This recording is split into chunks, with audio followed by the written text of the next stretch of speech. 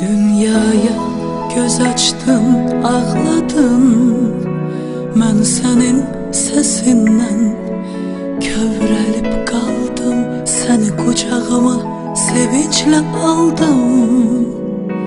Qoxlayıb mən səni bağrıma bastım. Dünyaya göz açdın, ağladın. Mən sənin səsindən kövrəlib qaldım. Səni qucağıma sevinclə aldım. Qoxlayıb mən səni bağrıma bastım.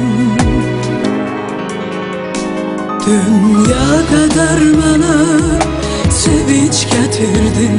Arzular içimdə ümid gətirdin. Dünyanın ən gözəl səsin gətirdin. Qəlbimdə solmayan çiçək bitirdin.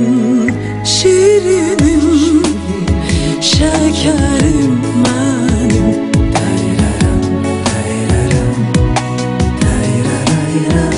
Şirinim, şəkərim mənim.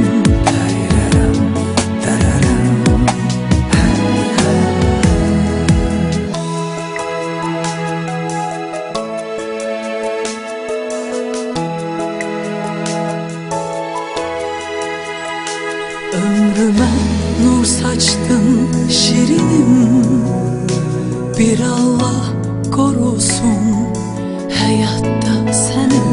İndi sevəcəyəm birinci səni. Arzuma çatdırdın, arzuma məni. Ömrümə nur saçdın şirinim. Bir Allah qorusun həyatda səni. İndi sevəcəyəm birinci səni. Arzuma çatdırdın, arzuma məni. Dünya qədər mənə sevinç gətirdin. Arzular içimdə